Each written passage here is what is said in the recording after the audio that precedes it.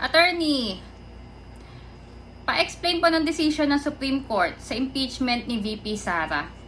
Okay, sobrang haba ng decision ng Supreme Court sa impeachment complaint laban kay VP Sara Duterte. Pero ang masasabi ko lang dyan, since nag-decide naman na ang Supreme Court, then let's just respect the decision of the Supreme Court.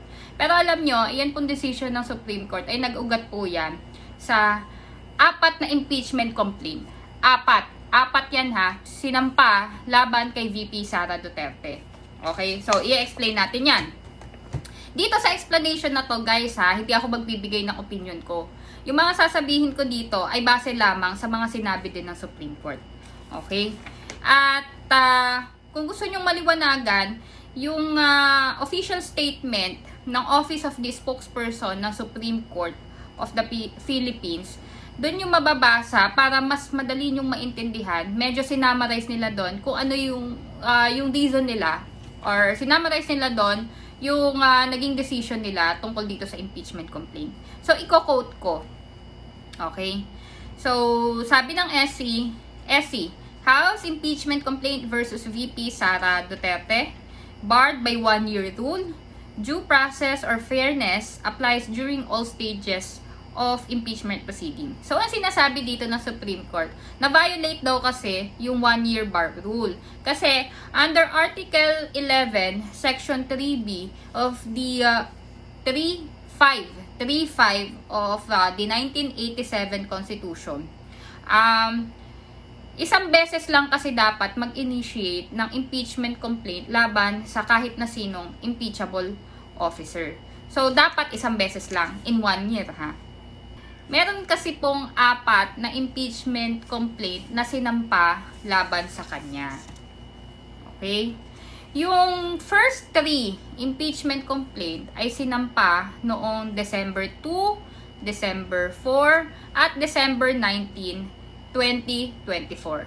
Tapos yung pang-4 na impeachment complaint naman ay sinampa noong February 5, 2025. Alam nyo guys, I recommend at sinasabi rin naman ng Supreme Court, basahin nyo po yung full text ng Supreme Court ruling para maintindihan nyo yung reason ng Supreme Court bakit nag-decide sila na unconstitutional yung articles of impeachment na sinampa laban kay VP Sara Duterte noong February 5, 2025. Okay. Ang sabi ng Supreme Court, hindi daw makaka-acquire ng jurisdiction ang Senate dahil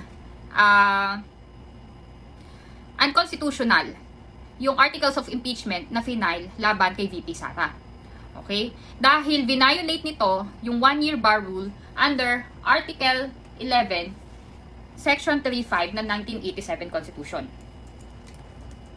Ano may sinasabi ng Article 11, Section 3.5 of the 1987 decision? Ang sabi dito, no impeachment proceeding shall be initiated against the same official more than once within a period of 1 year.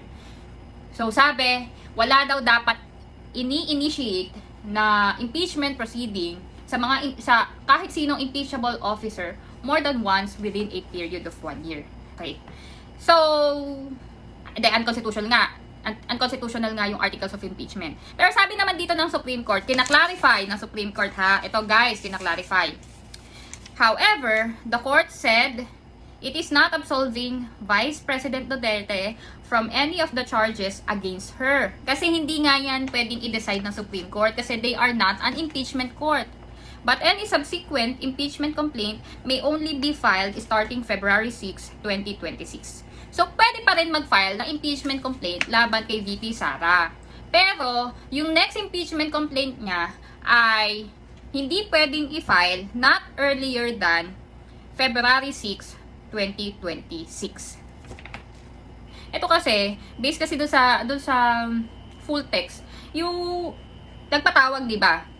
Nagpatawag ng sa House of Representatives. Tapos, pinapirma yung more than 1/3 inendorse ng more than one-third members of the House of Representatives yung articles of impeachment laban kay VP Sara Duterte on February 5, 2025. Tapos on the same day ha, tinransmit na rin yung articles of impeachment na yun sa Senate. Inendorse na agad.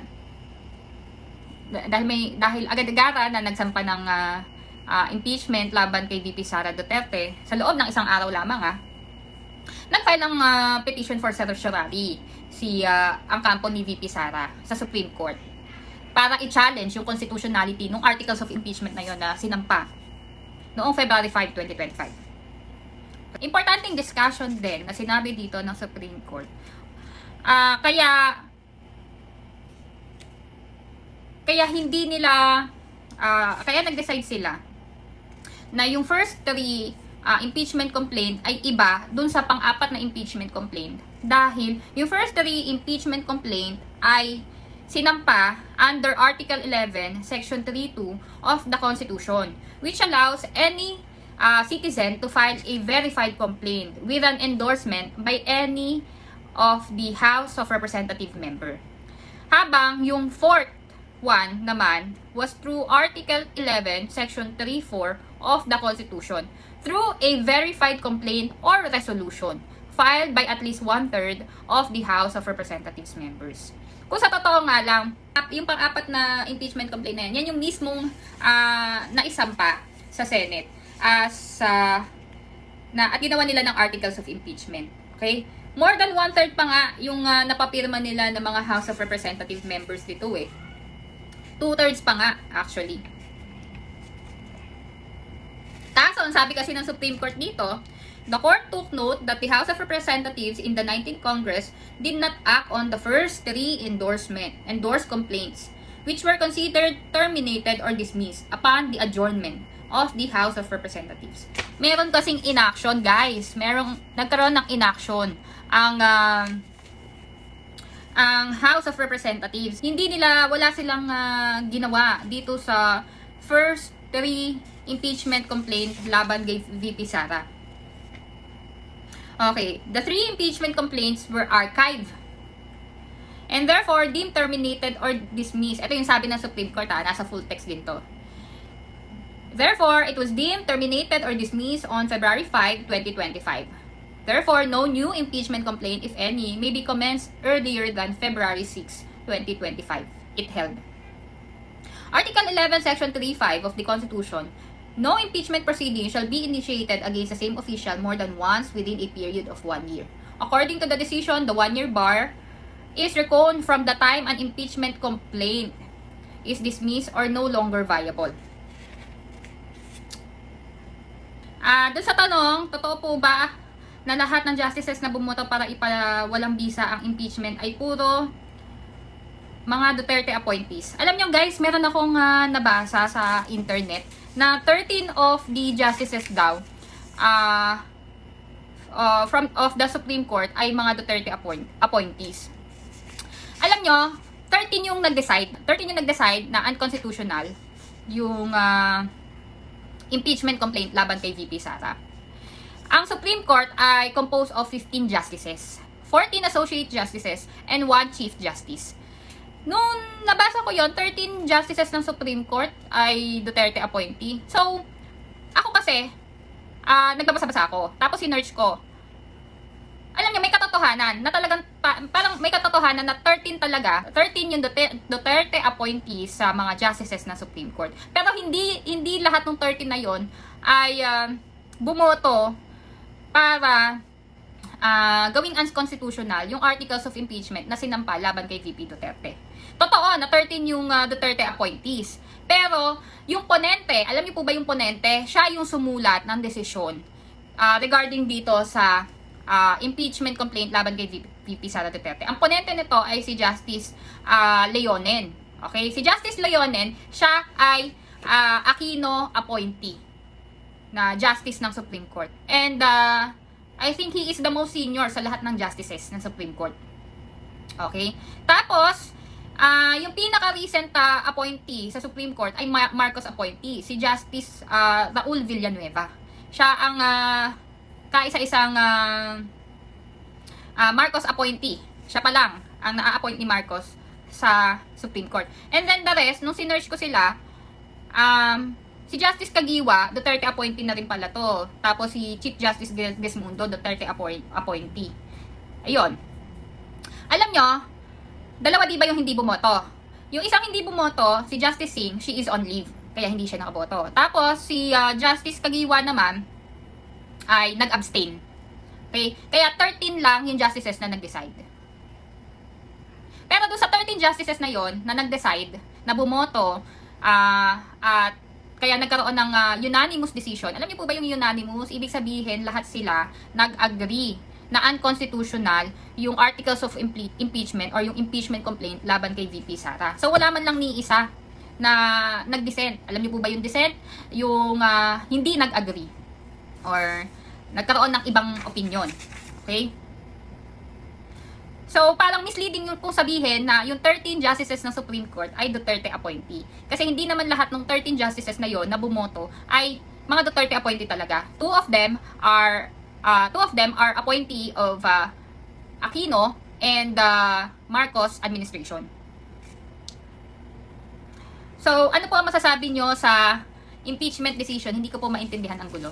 Well, medyo mahirap talaga siyang intindihin, mahaba siya. Actually, ang nababasa ko pa nga lang yung pinaka decision na sinulat ni Justice Leon, and hindi ko pa nababasa yung other concurring opinion ng other justices. Pero ang masasabi ko dyan, out of 13 justices na nag-decide dun sa impeachment complaint, wala man lang ni isa sa kanila na nag-dissent or hindi nag-agree or nagsabi na constitutional or na iba yung kanyang opinion regarding sa impeachment complaint na sinampa.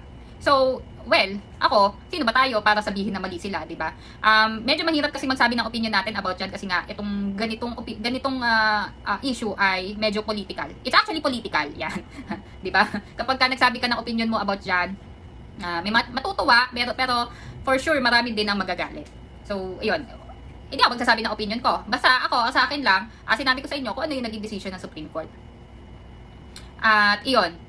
Mahirap magsabi ng opinion kung halimbawa man na iba ang opinion ko kasi parang paano mo naman kukontrahin yung sinabi ng 13 justices kahit nga isa sa kanila walang nag-dissent.